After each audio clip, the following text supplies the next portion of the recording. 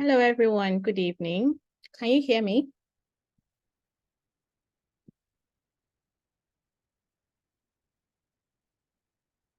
Good evening. Can anyone hear me? I should be audible. Can you hear me? Can you also see my screen? Please use the chat to let me know. Okay, good evening. Welcome. Thank you for being here.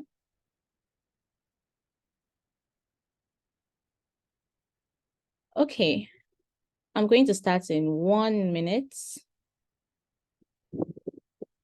just so that anyone trying to catch up can catch up with time.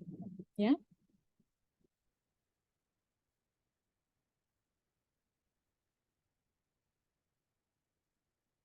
I hope everyone's week was great.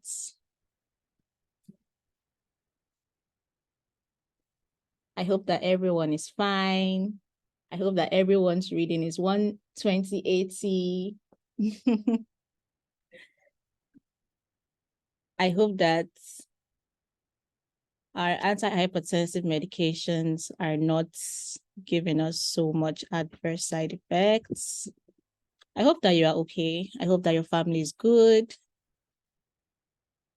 Okay, so we can start now. Yeah. All right. So welcome to one of my Friday sessions. I'm doing my best to make this a weekly thing so that we can talk more every week. So today's session, I am going to be talking about foods that destroy the heart. Now, I actually wanted to include foods that also harm our immune system, but I'm trying to spend only 1 hour here because I always have meetings on Zoom by 8 p.m. Yeah, and I figured out while I was preparing this, I figured out that adding foods that destroy the immune system as well is going to take so much time. Okay, so that will be our topic for next week. But today we are focusing on our hearts and the top 10 foods that destroy our hearts. Okay, so before I move forward, I simply want to address this. It's like a security notice, right? So people have informed me that some people on my groups are not there for the right reasons. Okay. And they usually call my group members telling them that I'm hosting a session and that you would receive a code and that you should read out the code to them. First off, if you receive a call from someone who you do not know saying that they work with me or that they know me, don't believe that person because I could have just called you myself. You should have my number saved by now because we've spent quite some time together. So if you don't have my number saved, please try to save my number on WhatsApp. Okay. I don't work with anyone. If I am working with someone, I would have introduced them to you a very long time ago.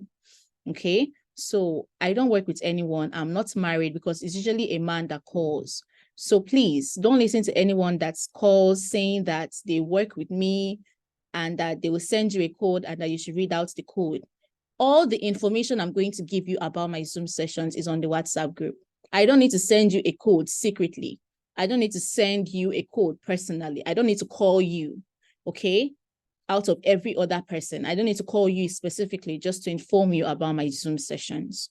Okay. So please block, delete, reports any number that calls you saying any of these things that I've already mentioned. They know that I have built an audience and they're trying to take advantage and hack into people's WhatsApp accounts and then start asking for money after that.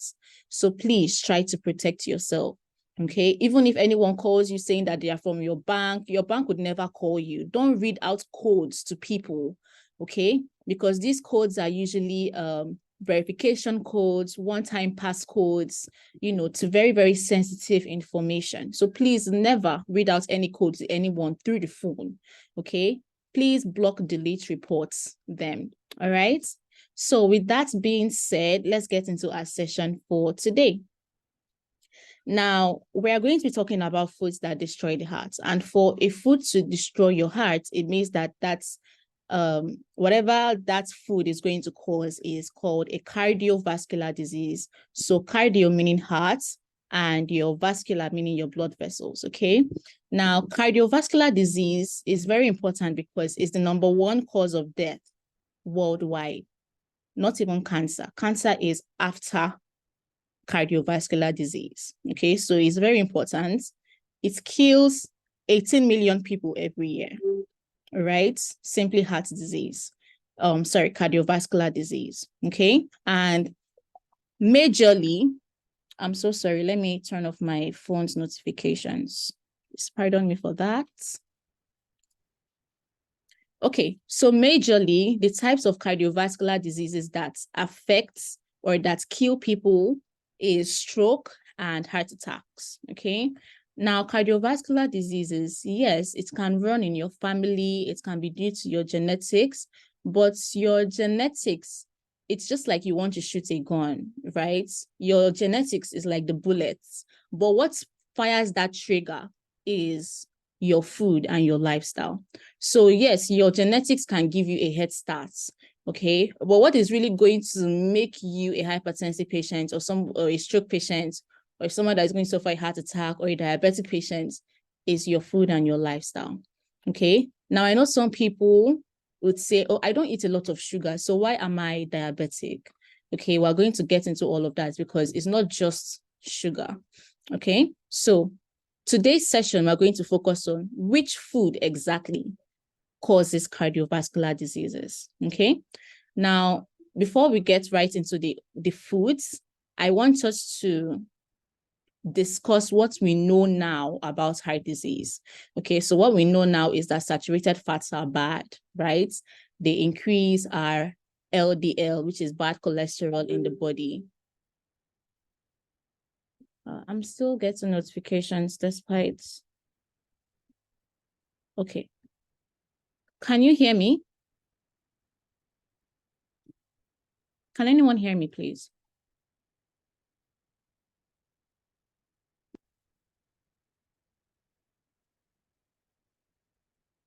Okay.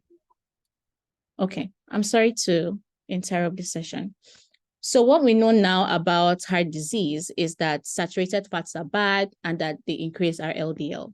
We should avoid animal products. Don't take coconut oil, don't take chicken, don't take pork, don't take sheep or mutton or lamb or eggs, even eggs that are so tiny and so harmless, right? We are told that eggs increase our cholesterol.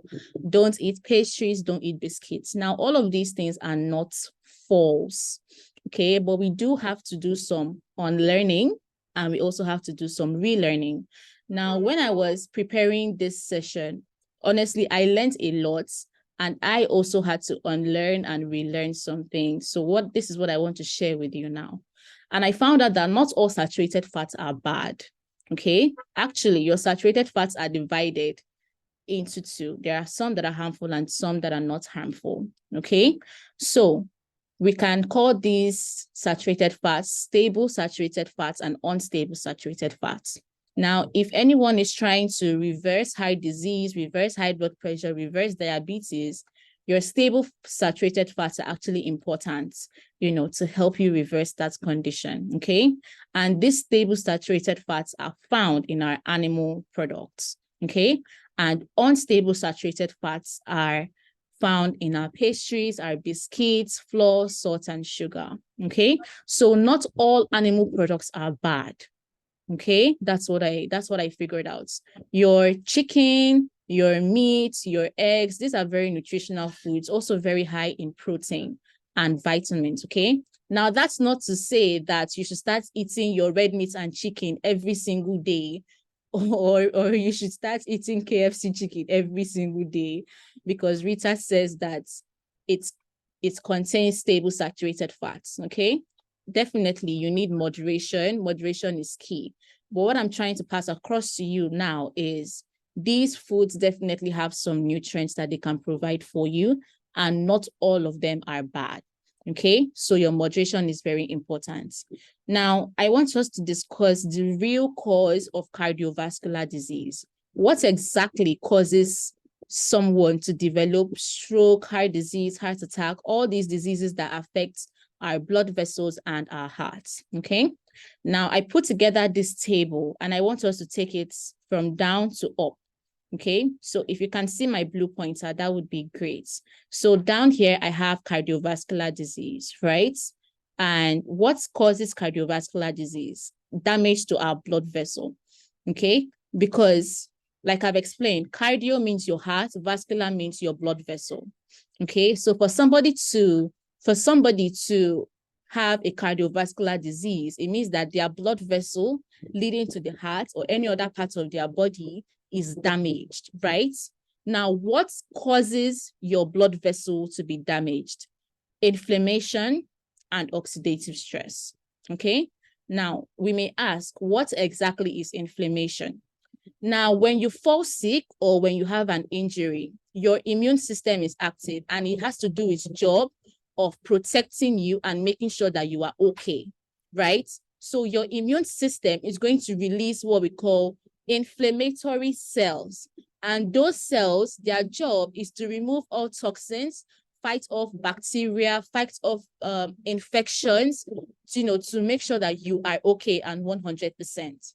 Now, when it happens to the extent where your body is constantly having to fight simple things like toxins that can be gotten from your food, it can lead to what we call chronic inflammation. And this is now an immune disorder where your body has become so used to fighting one thing or the other, it now thinks that anything that happens to you or everything that poses a threat to you is harmful. And then it starts to attack your healthy cells. Okay, this is the basis of cancer. This is the basis of arthritis. Okay, so your body sending out inflammatory cells when you are not sick, when you are also not injured. Okay, now this, like I've said, it's an immune disorder. It's not something that you can cure. You can only manage it with your treatment and medications. Okay, now what is oxidative stress? Oxidative stress is caused by an imbalance of antioxidants and free radicals. Now, as a human being, certain chemical reactions are going on every single time in your body to keep you alive. Simply waking up, getting up from the bed, you eating, taking a shower, going to work, all these things happen because there are certain chemical reactions, that are enabling you to breathe, enabling you to eat and digest food and to blink your eyes. Things are going on, okay? Now, it gets to a point where because these are chemical reactions, sometimes there would be an imbalance, okay? Especially when you are not someone who takes in a lot of fruits and vegetables and healthy food. Okay, there's going to be an imbalance of these chemical reactions. All right, and this leads to what we call free radicals. Okay, now these free radicals, they start to destroy your healthy cells. Just like inflammation is your immune system trying to destroy your healthy cells, your healthy tissues, your healthy organs, even when something is not wrong with you, right? So your free radicals as well, they start to attack your healthy cells. Okay, now this in turn is actually curable. Okay, it's curable by simply taking enough antioxidants. Okay, and your antioxidants, you get them from your fruits and vegetables, vitamin C, vitamin K. And for those of you that are on your wellness pack supplements, astaxanthin is the strongest antioxidant. So you see why it's also important, to have antioxidants. They are of different levels, okay, to antioxidants. And astaxanthin, those of you that take wellness, there is this reddish capsule, is just one, and then you have a multivitamin, and then you have 2 omega-3. So that reddish capsule, that's your astaxanthin, and that's the strongest antioxidant that is, available to humankind right now at the moment. So it's very important that if you don't have it, then you have to make sure that you have a very good intake of your fruits and vegetables to support your antioxidant level, so that you don't have to be battling with free radicals that lead to oxidative stress. Okay, so I hope that we understand inflammation and oxidative stress. Now, what is going to cause you to have either inflammation or oxidative stress? The first thing is insulin resistance. Okay, insulin resistance is a condition. It's not, you are not born with insulin resistance. People develop insulin resistance and it's very much reversible. Okay, what causes someone to have insulin resistance? Basically, sugar and processed foods. Well, I'm going to come to processed foods. Okay, now sugar, when you take in sugar, it turns into glucose in your body. Okay, and glucose stays in your blood until your pancreas releases what we call insulin.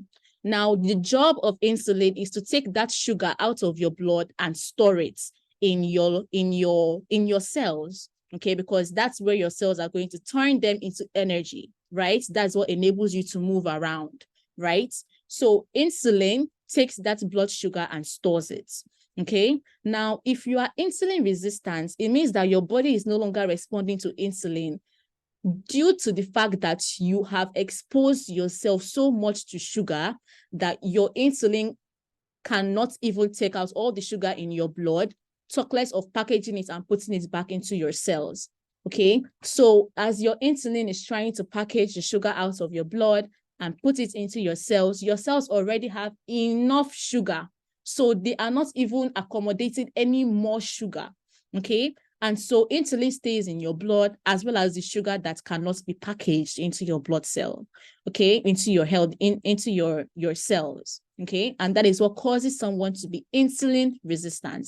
Now, insulin resistance is, should I say, diabetes is like an advanced form of insulin resistance, okay? So sugar and also processed oil is part of them. But like I said, I'm going to talk about processed oil into the, as we go further into the class.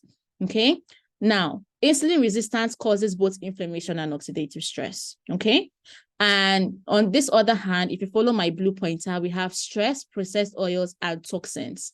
Okay, these are majorly from your outer environment as well as your food.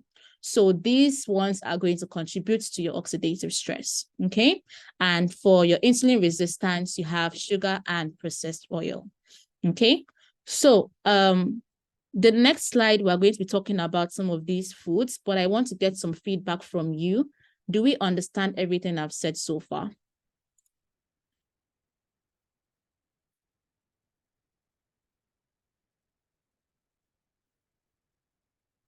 Okay. All right, so let's move forward. Now, the number 10 food on my list is rice. And honestly, when I was preparing this, I was like, this is going to be a bit of a problem for most of us because we eat rice a lot in Nigeria, as well as Asians too. They eat rice a lot. Yeah. Now, what's the deal with rice? How can rice cause someone to have heart disease? Now, the first thing we have to note is that all plant foods are glucose. Okay. All plant foods, all carbohydrates, they are all glucose. Your body is going to break everything down into glucose, okay?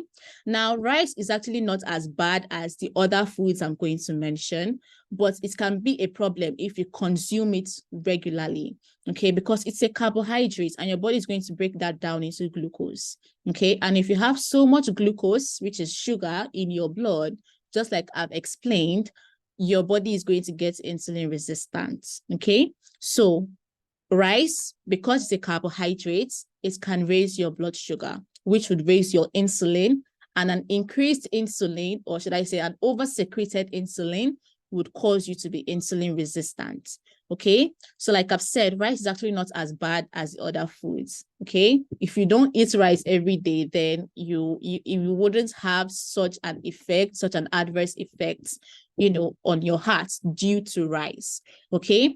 Now, so many of us eat rice in Nigeria, but not all of us have cardiovascular diseases. Not everyone is a hypertensive patient. Not everyone is also diabetic. So how can, if you are a rice lover, how can you manage this rice intake? Okay. The first thing you have to do is to increase your physical activity. All right. Now, the thing with glucose is that when you don't use your glucose, when you don't have enough physical activity, when you don't burn those calories, your body is going to start storing them into fats, okay? And that's what makes people overweight. That's what makes people obese and have pot belly, okay?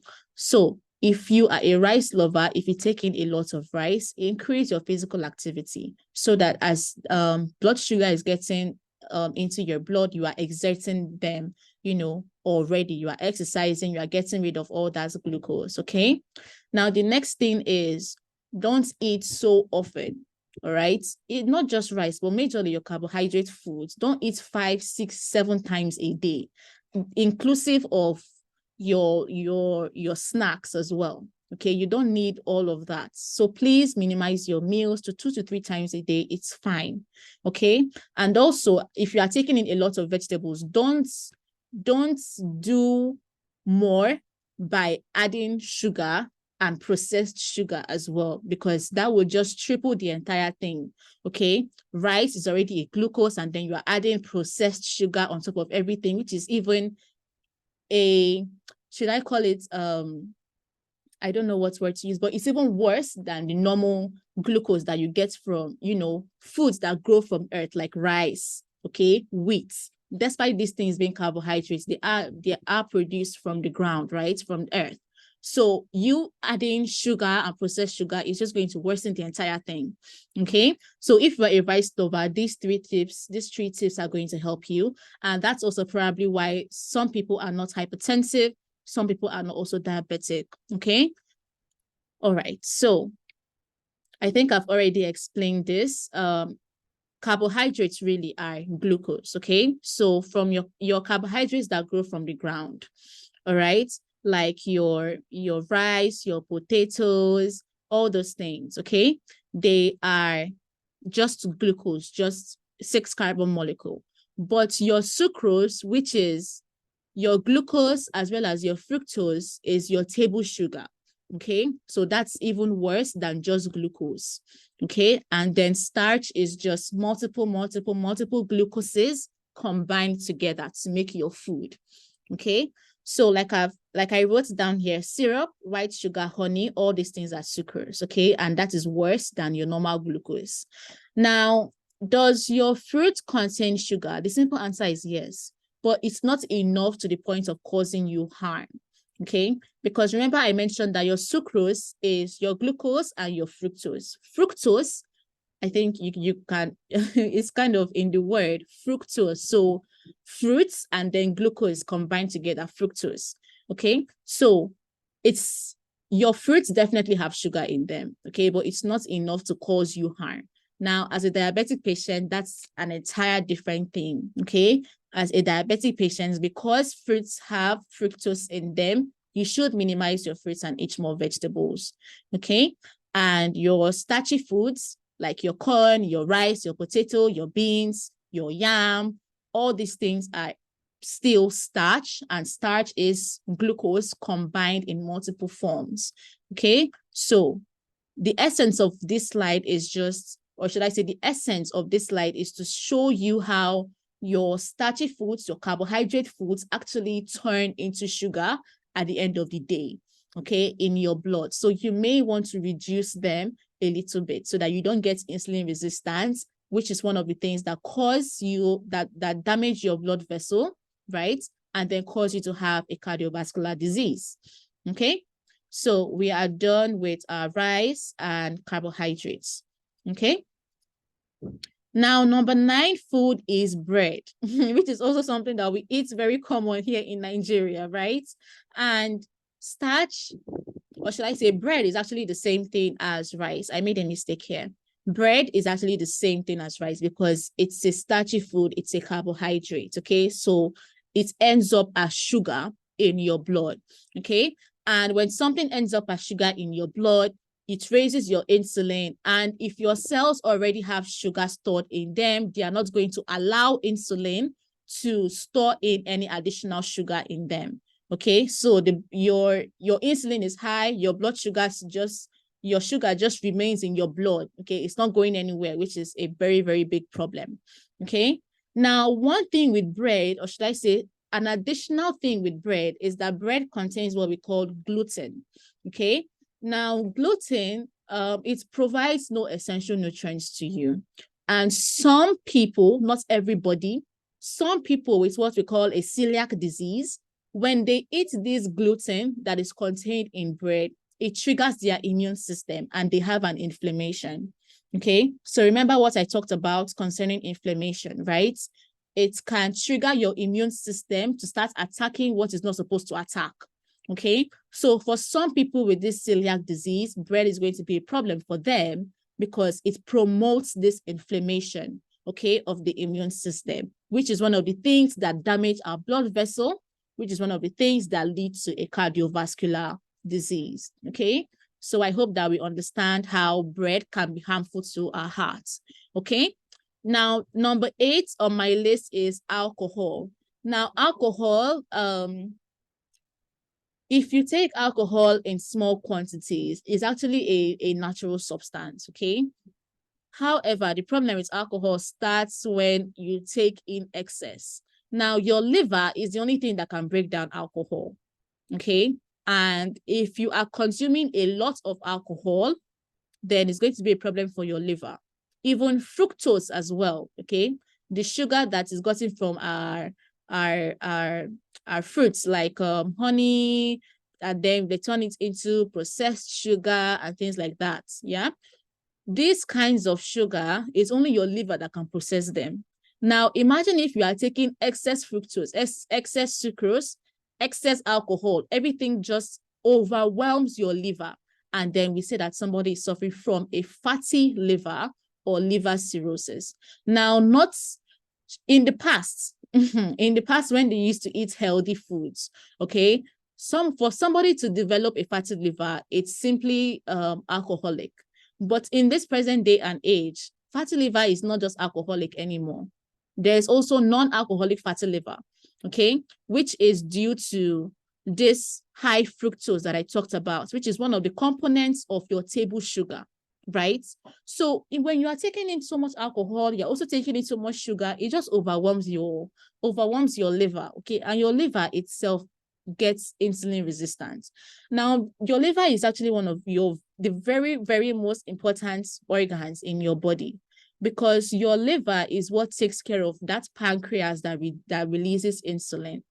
Okay, so imagine if your liver is damaged. That means you're not even releasing enough insulin to then take that blood sugar out of your body, okay, out of your blood, and put it into your cells so that they can be turned into energy, right? So your liver is very important, and it's also important for detoxification as well. And it's important that you don't overwhelm your liver with too much sucrose and fructose and alcohol. Okay, now I know that I wouldn't recommend that you do take alcohol, right? Definitely taking less is better than taking so much alcohol. But if you insist, okay, it is better to have at least the good form of alcohol than to have the bad forms. Okay, so I've taken my time to research on some kinds of alcohols that are better than others. Okay, not entirely good, but better than others. So you have your liquor, your gin, your vodka, your whiskey, your rum. Okay, all these are better than your wine. Okay, now your wine is actually better than your beer. Okay, now back to our liquor. It's better because it's evaporated, it's distilled, and it's also sugar-free. Okay, as opposed to your wine that is like fermented grapes, right? So because they are fermented grapes, they do have a lot of sugar in them. Okay, so your liquor, your gin, your vodka, your whiskey, and your rum, they are better than your wine. Now, your wine is better than your beer because your beer has lots of carbohydrates in them, okay, which can also turn into sugar, okay? And your beer, in turn, is better than you taking in mixed drinks, okay? Because it's not just alcohol anymore, but also, it's not just alcohol from your drink, but it's also sugar that can, like I've already explained, target your liver and just overwhelm your liver, and you develop a fatty liver, which is very, very, very, very difficult to get by. So many people die of fatty liver disease in this country. Okay, it's not as easy for you to get rid of a fatty liver as it is easy, or should I say easier, for you to even recover from hypertension. Okay, so your liver is very, very, very important. Okay, so please don't overwhelm it with your alcohol and your excess sugar. All right.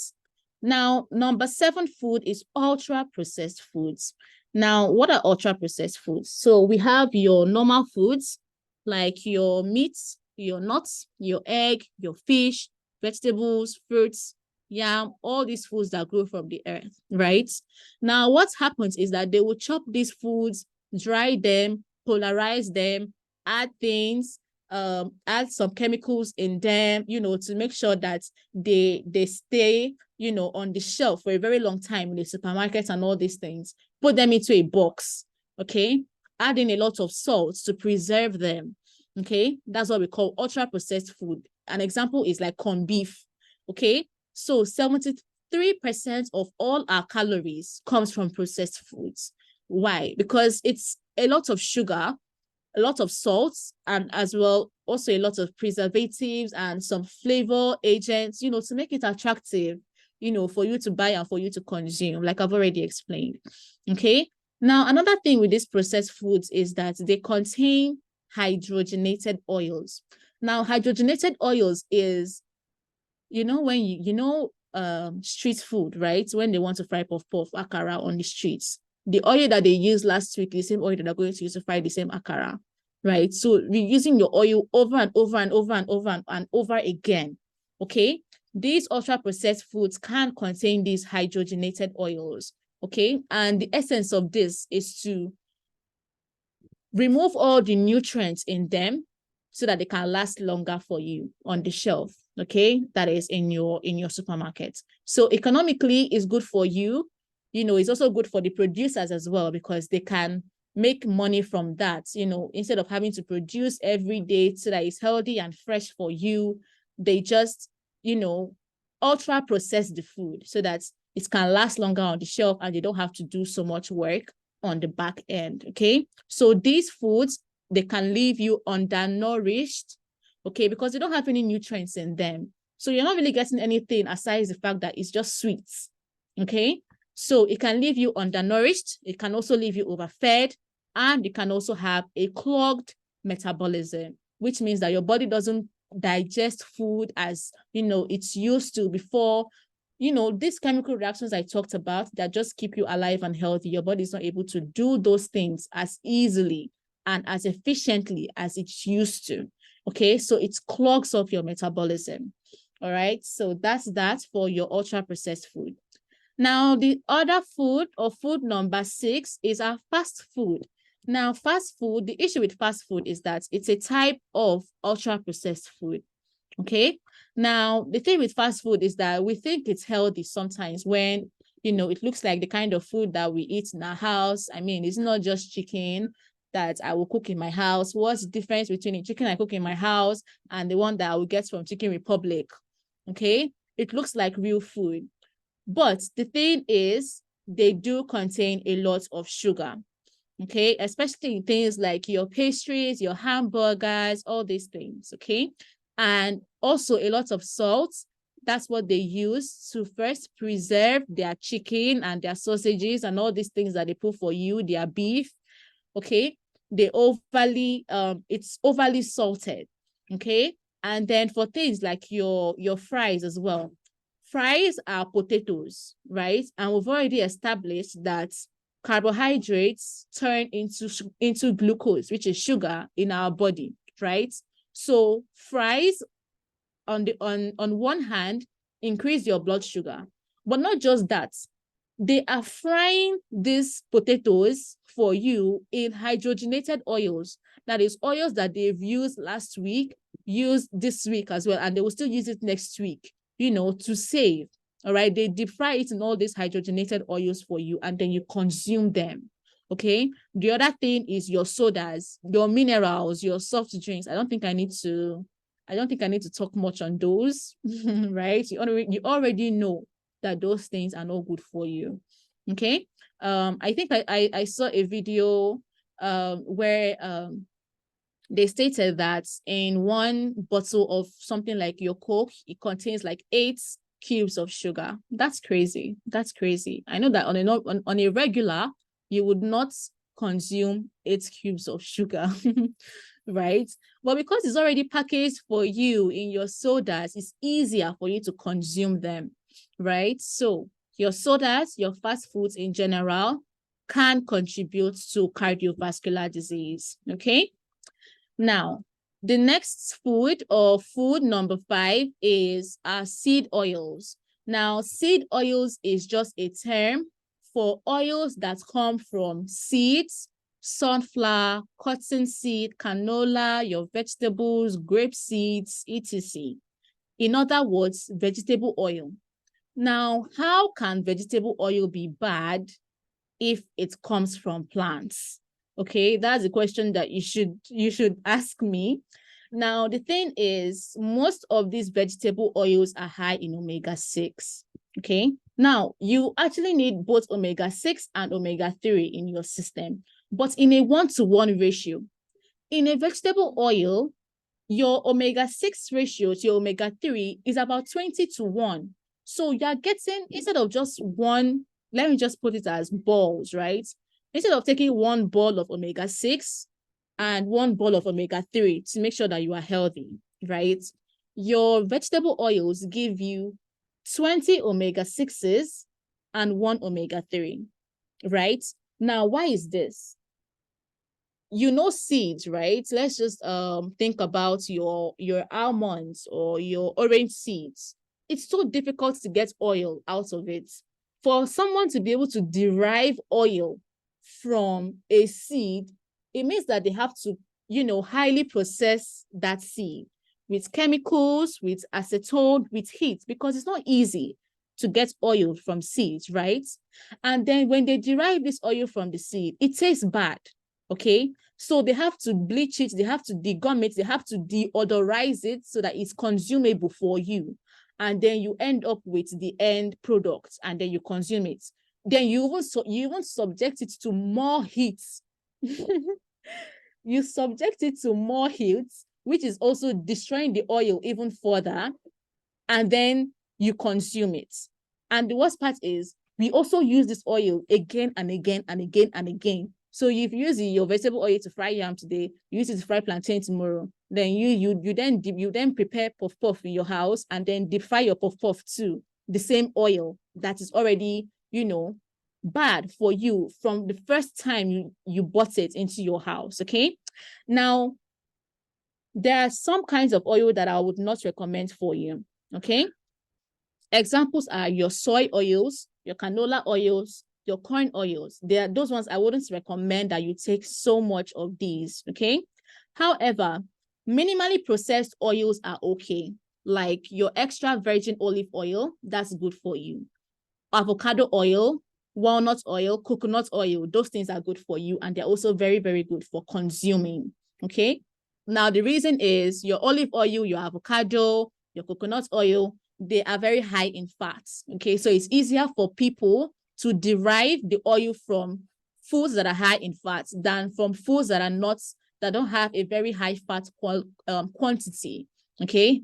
For those that don't have a very high fat quantity, they will have to subject them to, high processing to derive the oils. But things like your olive oil, your avocado oil, your coconut oil, your walnut oil, those things are healthy for your consumption. Okay, so I hope that it's clear. Let's move on now to food number 4, which is our fried foods. Okay, so like I've already explained, your unhealthy seed oils and unhealthy vegetable oils, because you have to reuse these oils, reheat these oils, they are damaged, they are oxidized, which can lead to oxidative stress, okay, which is something that damages our blood vessel and leads to cardiovascular disease, right? So what makes fried foods bad is not really the food itself, but the oil that is being used to fry that food, okay? If you want to fry, then it's better to use oils that are, or should I say vegetable oils that are derived from things like chicken, meat, and coconut oil. Okay. Those ones are stable, they are heat stable. Okay. They are also saturated and they won't get oxidized. Now, I want to clear up something because I think that some people may be confused at this point, because we use a lot of vegetable oils in Nigeria, right? I'm not saying that your vegetable oils are bad, because most of the ones that you use at home are lard, tallow, and coconut oil. Okay, so what I mean by lard and tallow is that they are derived from things like meat and chicken. Okay, like your King's oil, right? Like there's this one that people use a lot. I can't really power oil. All these things are derived from your chicken, your meat. So those are heat stable, right? They are saturated. They wouldn't get oxidized. However, when it's time for you to fry, yeah, when it's time for you to fry your stew, fry your chicken, fry your fish, please use them in small quantities so that you don't have to reheat the same oil. Okay, I really hope that we understand me. Now, these seed oils that I spoke about here, your extra virgin olive oil, your avocado oil, your coconut oil, they are consumable, but I wouldn't recommend that you subject them to heat because they are not heat stable. You can use this type of oils when it comes to your salads, okay? For those of you that do take in salads, you know, when you chop your tomatoes, your onions, you chop you boil your eggs, your lettuce, your cabbage, put everything together. Use olive oil as your dressing, okay? And not mayonnaise, okay? Use avocado oil as your dressing. Use coconut oil as your dressing, okay? So these seed oils are kind of different from the ones that you have to fry, like your vegetable oils, okay? That are derived from meats, okay? Like your sheep, pork, your chicken as well. Those things are high in fats. So it's easy for them to derive oil from them to the point where it's still healthy for you to consume other than seed oils, okay? So if we are still confused about this, I would take questions when I am done, okay? Now, food number 3 is our margarine, okay, which is, some of us refer to it as butter, right? Now, margarine, butter, it's actually oil, but it's oil that has been, if I should use the word, frozen to the point where it becomes spreadable, okay? The word is not frozen, the word is hydrogenated, okay? So it's like your regular vegetable oil, but then it has been hydrogenated to the point where it's, you know, you are able to then spread on your butter, okay? So that's what we call margarine. Now, when you do such things, when you hydrogenate oil, it turns into trans fats, which is even worse than the saturated fat that you are trying to avoid. That saturated fat that increases your cholesterol. This trans fat is actually worse than that saturated fat you're trying to avoid from your meat and your chicken, okay? Now, it's bad because it poisons your mitochondria. Your mitochondria is something in your cell that gives you energy, that produces energy, that turns that glucose from your sugar into energy. So margarine, it poisons that mitochondria and reduces your energy. That's why when you're taking a lot of starchy foods, carbohydrates, you get kind of tired, right? This is the reason, okay? Now, is margarine the same thing as butter? The only difference is butter sort of clogs your arteries, okay? Butter is saturated fat that would lead to plaque, okay? Remember plaque from the very first time we met during our webinar, right? So that's butter. It's saturated fat that can clog your arteries. Margarine, on the other hand, is a combination of saturated and trans fats, okay? So the healthiest choice is for you to kind of skip both of them. But if you have to go with anyone, go with your butter, okay? And not your margarine, okay? Because your butter is just saturated fat, fine. Your margarine is actually saturated and trans fats together, okay? So I'm not saying that anyone is healthier than the other. Instead of using butter or margarine, go for your olive oil, go for your canola oil, okay? So I hope that that's clear. Now, our second food on the list is our pastries. Now, pastries, because they are very high in sugar, very high in starch. Starch is found in the flour that we use to bake. Gluten as well. Remember, I talked about gluten. For people that have celiac disease, it can trigger that inflammation, okay? It can make that immune system to start attacking what it's not supposed to attack, right? So gluten is also part of our pastries. And then another thing with our pastries is that they are fried in all these seed oils that can be hydrogenated. and that they use over and over again, okay? Reused oils. And also to make them sweet, to make them, look nice, they are ultra processed foods. So foods that are high in chemicals, foods that are high in sugar, foods that are high in preservatives, foods that are high in flavor to make them nice and sweet for you. Okay, your pastries are ultra processed foods. All right. And the number one on the list is sugar. Okay. Now, sugar doesn't give you any nutrients. It doesn't give you any calories. It doesn't give you any nutrition. It just upsets your metabolic function in your body. Okay. And 50% of this table sugar is fructose, which is like alcohol. I hope that we remember that. Remember, I said that fructose and your alcohol, those are the two things that can only be broken down by your liver. 50% of this table sugar is that fructose, which is just as bad as alcohol. Okay. So be mindful of your intake of your sugar. Okay. And sugar, if you ask me, is actually better than alcohol because it's very, very addictive. Okay. When you start to crave sugar, a lot of things contain sugar. What doesn't contain sugar in our food? Biscuits, your sodas, so many different things contain sugar, right? So it's addictive and it doesn't also make you full. So you are craving for more and more and more and more. At least with alcohol, right? When you've taken too much alcohol. But with sugar, because it's addictive and it doesn't give you any sense of fullness. Okay, you're just craving more and more and more and more sugar. Okay, so that's why it's a problem. So your sodas, your minerals, your soft drinks, your cookies, your ice cream, your processed foods is almost everywhere. Okay, so this is the major thing that is a threat, to your heart. Okay, and please remember that all these things are bad because they contribute to insulin resistance, inflammation, and oxidative stress. Okay, so if I'm going back now to my slide, because it contributes to all these foods I mentioned here, right? Your sugar, your processed oils, your toxins. It contributes to insulin resistance, contributes to inflammation, contributes to oxidative stress, damages your blood vessel, and boom, heart attack. Boom, stroke. Okay. Okay, so I am basically done with our session. And before I forget, some of these foods like your carbohydrates, your seed oils, they are not really bad in themselves. So you have to just moderate them. Okay, I'm not forbidding you from using your vegetable oils. Okay, moderation is key. Okay, even when it comes to things like your alcohol, moderation is key, right?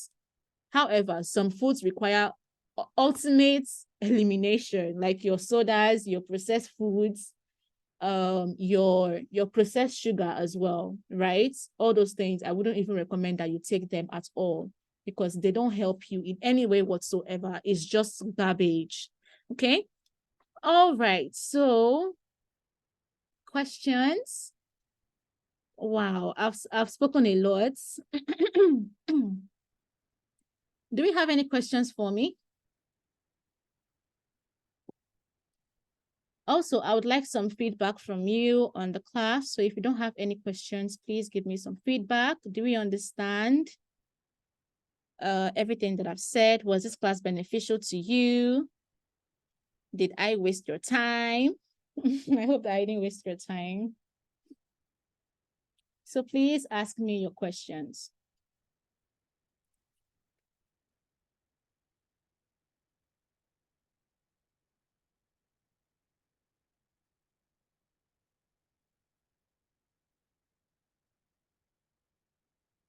Okay, Engineer Kintayo says, thank you. I wondered you never spoke about palm oil. Okay, palm oil actually is not as bad. Okay, palm oil is actually rich in antioxidants, especially vitamin E. Okay, and it actually helps to keep your immune cells healthy. Okay, and palm oil, I've forgotten I think it's palm kernel. Yes, it's actually very high in oil itself. Okay, it's fat, so it's not as you don't have to do so much to get palm oil out of palm kernel. Okay, as opposed to other seeds that you have to do so much work. So it's really not as bad, okay? It's good. You can consume your palm oil. However, moderation is key. So your palm oils, I will consider them healthy. They are rich in antioxidants. They are rich in vitamin E. It's quite similar to your avocado oil as well, okay? Palm kernel is very, very high in fat. So you don't have to subject it so much to get oil out of it. I mean, you prepare banga stew, right? In your house. I ate banga stew just last week Sunday. So you pound your palm kernel, and you get the oil out of it, and then you use it to prepare your stew. It's not as difficult. You can just get the oil out of palm kernel, in your house, right? Okay. So I hope that I've cleared that concerning palm oil. I didn't mention it because it's really not dangerous to you. And we don't actually consume palm oil as regularly as we fry other things with vegetable oils, right? Okay. Is eating banana sugar free? Okay, all fruits contain sugar. Okay, all fruits contain fructose, but it's not to the extent of making you sick.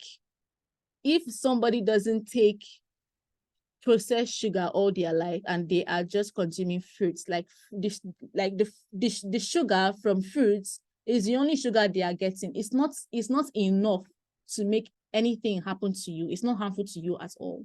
The problem is where we add that fructose plus glucose, okay, which turns it into sucrose. That is very, very bad. And that sucrose is just table sugar, the normal white sugar you see, okay, that is sucrose. Okay, so banana is not sugar free. There's no fruit that is sugar free, but the sugar in your fruit is not enough to do you harm. However, if you are diabetic, you may want to reduce your fruit consumption and taking more of your fiber foods like your vegetables. Okay, what about wheat bread? Is it healthy? Okay, wheat bread, brown sugar, all these things are the same. There's no difference. There's no difference. Yes, wheat bread actually contains more fiber, than the normal regular bread, but it's still the same thing. The difference is not so much to say that if you just consume wheat bread, then the amount of sugar that is derived from bread is going to reduce. No. Wheat bread is just slightly better because it contains high fiber, okay, or more fiber than your regular white bread, but it's still bread. The difference is not so much. If you consume it just as much as you are consuming your white bread, the effect is still the same on you. Okay. All right.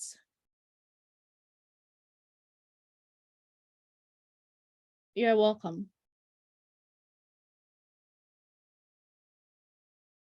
Okay. Any more questions?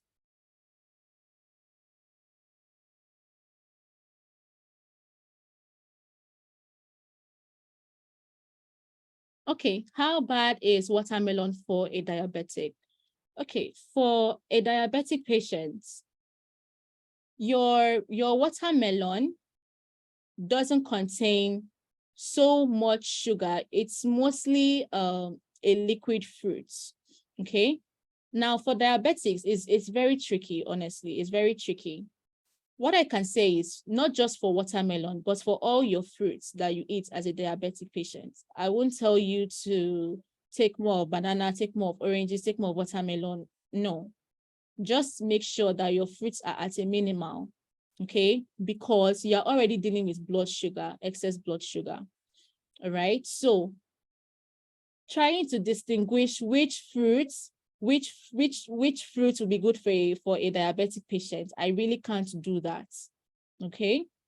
So please just try to reduce your fruit intake as a diabetic patient. If you're just hypertensive, your fruits really, it wouldn't do much to harm you. But diabetic patients, especially, I'm talking about diabetic patients, not just pre-diabetic, but people that are actually in the advanced level of diabetes, you really, really have to keep your fruits low, okay?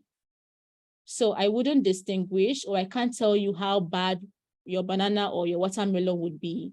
you would be for a diabetic patient. You just have to make sure that it's very, very, very, very minimal. Okay. However, I really don't mind doing some more research on it. I don't know the person that asked this question, Technocam 17P. I don't mind doing some research if I would find any difference between watermelon and other fruits. Okay. I don't mind doing some research and, you know, getting back to you.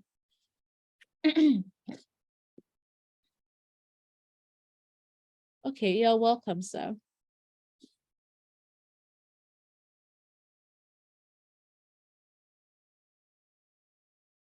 Any more questions?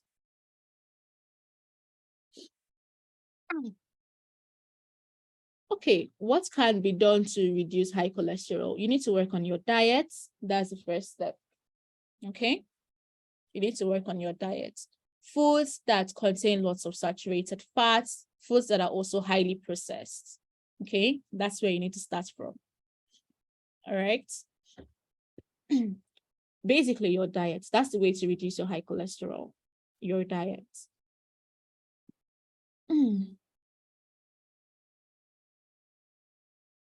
What about brown rice? Brown rice is simply the same as your white rice. The same thing with brown sugar, the same thing with wheat bread and white bread. The difference really isn't much, okay? I would say it's the same thing. So the same effect that brown rice is going to have on your body is the same effect that white rice would have on your system, okay?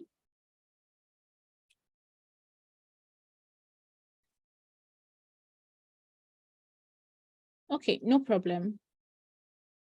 What can be done to reverse high blood pressure? I feel like I've been answering this question since we first met. What can be done to reverse high blood pressure? Okay, the first thing is, okay, I'll say three things. The first is you need a complete and utter modification of your diet, okay? Not just what you eat, but how often you eat, all right? The next thing is you need to incorporate physical activity. Move a lot, okay? My dad is the hypertensive patient in our family. He's doing very well now, but I just thought about it one day. My dad lives a very, very sedentary lifestyle, like majority of us that work a 9-to-5 job. But my mom, on the other hand, she can walk. She probably takes 5,000 steps every day. And I think that's the reason why she's not hypertensive. So your physical activity is very important. As much as you can, please move around, okay? So you need to increase your physical activity. That's the next thing. Number 3 is your stress, all right? Your stress. I know Nigeria is tough. Things are difficult. You can be highly stressed out. Please, as much as you can, okay? Keep your stress level down. Try to incorporate breathing exercises into your routine, okay? Breathing exercises will actually help to reduce your blood pressure. It's an instant blood pressure reduction method, if I should say, all right? And the next thing is your sleep. Because your sleep is, your sleep is where is the time that your body gets to regenerate, okay? If you watched my short video on cell regeneration, I talked about sleep, right? That's the time where your body just tries to put everything back together, okay? So your sleep is also very important. Those of you that just get 2 hours of sleep, 4 hours of sleep, try as you can. Minimal, or should I say the least amount of sleep you should get every day is 7 hours if you want to recover from high blood pressure, okay? Take your naps, even in the afternoon, sleep, all right? So these 4 things, a complete modification of your diet, all right? Not just what you eat, but how often you eat. So what I'm talking about now is fasting, okay? If you can't fast, please try to incorporate fasting. Fasting is, in the medical world, fasting is so underutilized. There are so many things that we can fix with fasting. But we just eat a lot. We just eat a lot. We do eat a lot. So what you eat, how often you eat, your sleep, your stress, your physical activity, okay? And then patience. You didn't develop high blood pressure in 1 day, in 3 months, in 1 year. No, it's a decade problem, okay? So please don't assume that you're going to be done with it in 1 month, in 2 months. It's, in fact, it's a lifetime commitment. All right, getting rid of high blood pressure. It's a lifetime commitment. All right. Okay, I feel like I've been answering this question since, with all of my content, everything that I share with you, I've been answering this question. But thank you for asking again. Yeah, I think I've broken it down.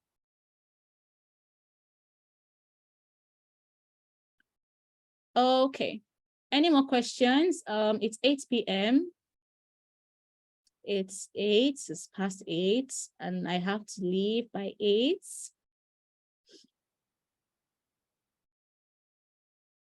Okay, I was shocked to know that pure alcohol is better than wine. I guess everything must be taken in moderation. Yes, actually, like I said at the beginning, I actually did some unlearning and relearning myself in with the amount of research I did to put this class together. It's really opened my eyes to a lot of things. Yeah, so I was pretty shocked too. But definitely also watch out for the percentage of alcohol as well. That's something that's really important too. Yeah. So because I said liquor, you're wrong. Because I said that is better than wine, doesn't mean that you should start consuming alcohol. Okay, please. Okay, I don't want anyone to misunderstand me. Okay. All right. You're welcome, Ma. How about drinking warm water on an empty stomach? The first thing that you should actually take when you wake up in the morning and you want to eat is your water. I don't see anything wrong. I don't understand this question. Are you trying to ask if that's is an advantage for you or is a disadvantage? I think the first thing you should do when you want to break your fast is to drink your water. Okay. So taking water on an empty stomach, I don't see how that could be a disadvantage to your health. Yeah. Also, we don't take enough water. We don't take enough water. Yes, I would upload the replay. Yeah, I would upload the replay. Okay. Any more questions? You're welcome, everyone. Thank you for joining me live. I appreciate your presence. Because if you are not here, then I won't have anyone to talk to. Right? So you're welcome. Thank you for joining me. All right. Am I free to go? Am I free to leave? Okay. Good night. Take care of yourselves. Take care of your families. Stay healthy. Don't take in sugar. Reduce your carbohydrates, even as a Nigerian. I know it's difficult. Reduce your carbs, please. All right. Take care, everyone. Bye.